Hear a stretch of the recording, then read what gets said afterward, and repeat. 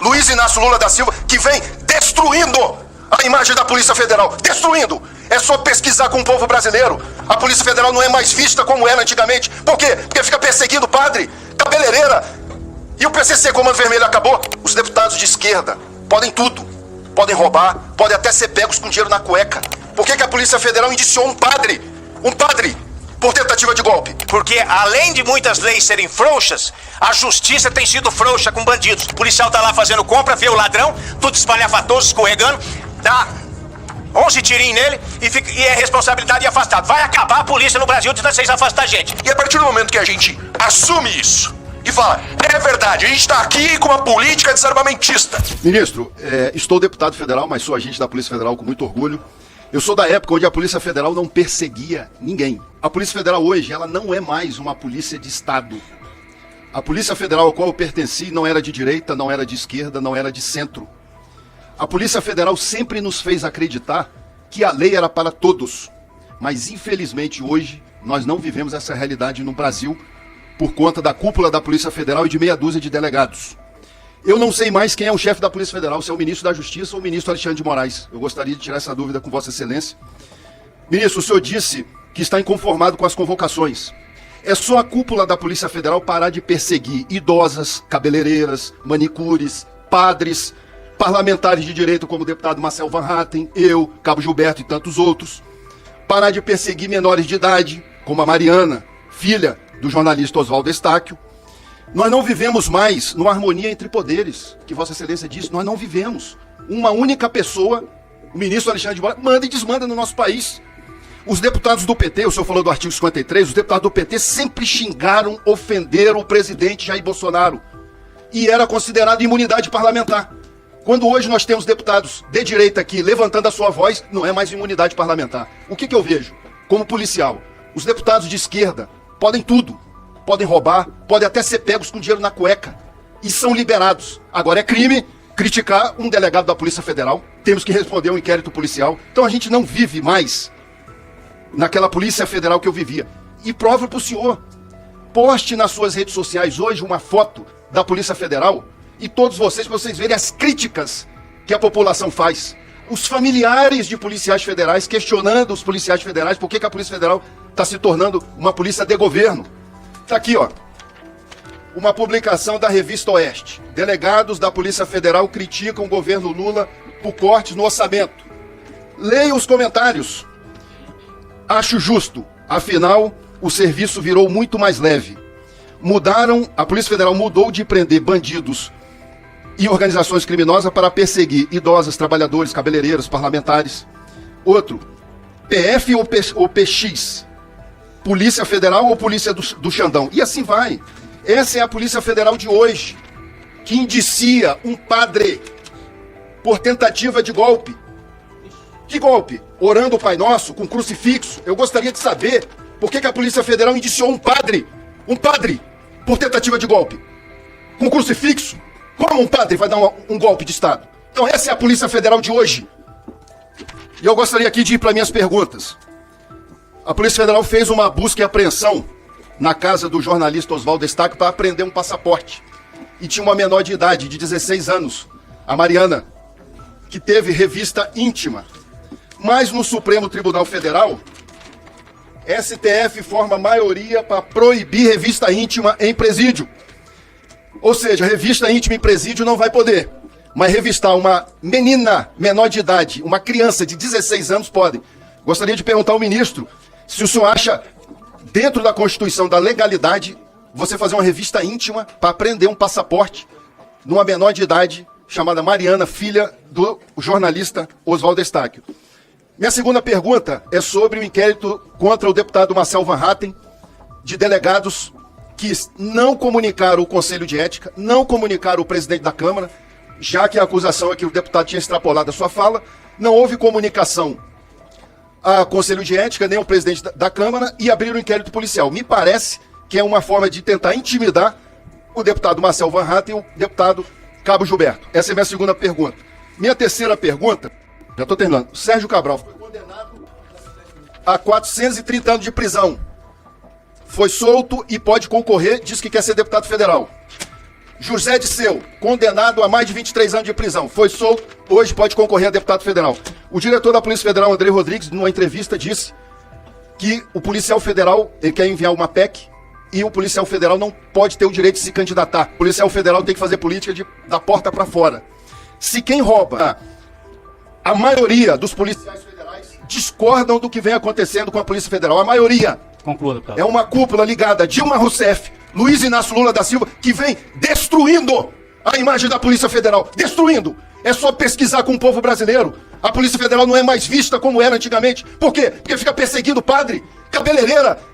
E o PCC, Comando Vermelho, acabou.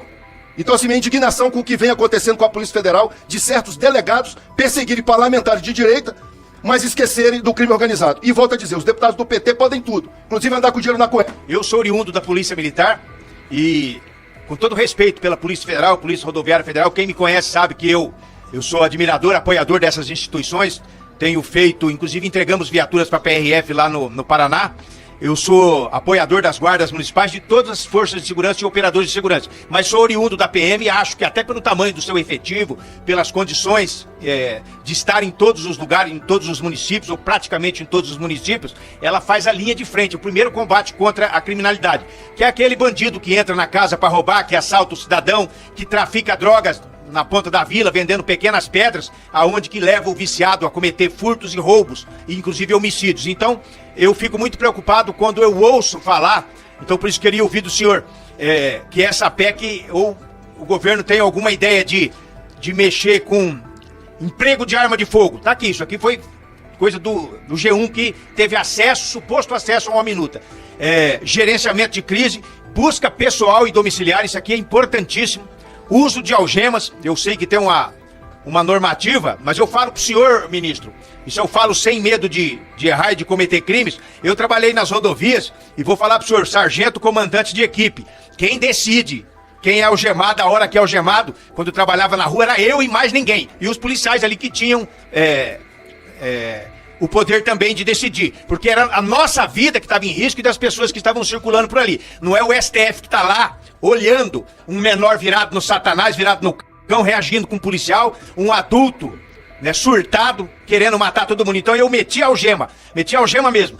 Primeiro que nós estávamos no meio do mato em rodovias, então eu não posso ficar apegado à letra fria da lei. Eu tenho que cuidar da minha segurança e não ficar com cara de bobo, porque eu trabalhei na pista até com 55 anos, eu não aguentava correr atrás de um cara de 20 anos, isso aí é normal. Então eu metia o grampo nele, algemava ele, se não tivesse algema suficiente, amarrava com cinto e com cadarço. São técnicas policiais para se dominar bandidos. Então eu tenho muita preocupação com esse tipo de coisas que eu falei pro senhor. O emprego da arma de fogo. Eu acho que os abusos, os excessos, eles devem ser investigados, se preciso for, devem ser punidos. Agora, doutrinar antes de uma ocorrência, que forma que o policial vai sacar, vai usar uma arma, quem tem que decidir ali é ele. Se ele cometer excesso, ele vai ser responsabilizado. O que está acontecendo, eu vou falar pro senhor aqui, para todo mundo que está me ouvindo, o que está acontecendo é que os policiais estão desanimando de trabalhar, não confiam mais na lei, porque além de muitas leis serem frouxas, a justiça tem sido frouxa com bandidos. Isso eu não estou ofendendo o juiz, estou falando da justiça no sentido de condenações, de solturas de preso. Tanto que nós tivemos um caso no Brasil, choca muita gente, mas eu não fiquei chocado, de um policial jogar um cabra numa ponte. Por quê? Porque o cara chega numa conclusão que não vai adiantar merda nenhuma, permita a palavra, levar aquele cara para delegacia. O cara foge com uma moto, durante quilômetros, inferniza a vida do cidadão, inferniza a vida do policial, fica falando porcaria pro policial fala, eu vou levar lá, o delegado vai rir da minha cara. Muitas vezes o delegado não, mas com certeza o juiz da cidade sim. Então ele pega o cara perdendo, cometendo um erro, né? Jogando um cara de uma ponte. Outro noia vai roubar um mercado, que eu vi isso aí, furta 3 pacotes de sabão, já tinha furtado bolachas de manhã, infernizando o comerciante, porque não é um. Se fosse um, a gente não juntava e falava, vamos tratar desse sem vergonha. Mas são vários, furtando dia e noite, cagando e mijando na frente da casa dos outros, do comércio dos outros. O policial tá lá fazendo compra, vê o ladrão, tudo espalhafatoso, escorregando, dá 11 tirinhos nele e é responsabilidade e afastado. Vai acabar a polícia no Brasil de vocês afastar a gente. Pelo amor de Deus. Então eu tô preocupado com esses assuntos que eu falei pro senhor. Só para concluir. Emprego de arma de fogo, gerenciamento de crise, busca pessoal e domiciliar, uso de algema, lesão ou morte decorrente de uso de força, criação do comitê de monitoramento de uso de força. Isso está na PEC? Isso está em alguma ideia do governo ou não? Essa é a minha pergunta. Muito obrigado. Ministro, desde o dia 1º de janeiro de 2023, que nós estamos travando uma batalha contra o governo Lula em relação à cruzada desarmamentista por ele pregada. E é muito curioso o senhor apontando o seu ministério como técnico e não político, quando, na verdade, isso é impossível. Todo ministério é político. O senhor está lá para instituir uma política de segurança pública, a política alinhada com a visão do presidente. E como Vossa Excelência falou, quanto maior o número de armas circulando, maior o número de crimes. Foi uma afirmação de Vossa Excelência, que é uma afirmação política, que é uma afirmação falsa.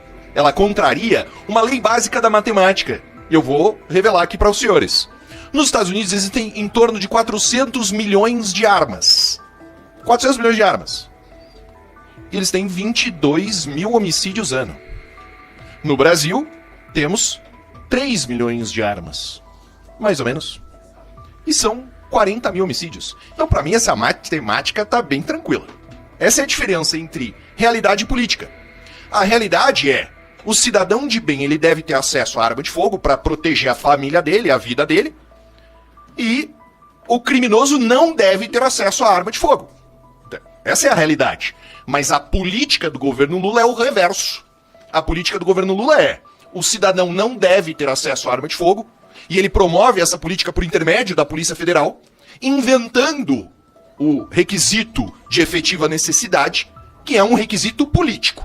Veja, não é técnico, e eu desafio Vossa Excelência a explicar tecnicamente o que é a efetiva necessidade, até porque eu tenho conhecimento prático de diversos casos em que, obviamente, estavam presentes todos os requisitos da efetiva necessidade e o porte de arma não é concedido, ou a posse de arma, como uma inovação técnica da Polícia Federal, não é concedido, sob a alegação de que não há a efetiva necessidade, que é um golpe. A efetiva necessidade é um golpe, né, utilizado pela Polícia Federal para deferir o porte de arma para quem ela deseja. Vossa Excelência teve o porte de arma renovado. Graças a Deus, Vossa Excelência tem o meio de defender sua vida e de sua família, de suas netas. Outros cidadãos em situações de vulnerabilidade não têm esse direito sagrado de defender a própria vida. Garantido.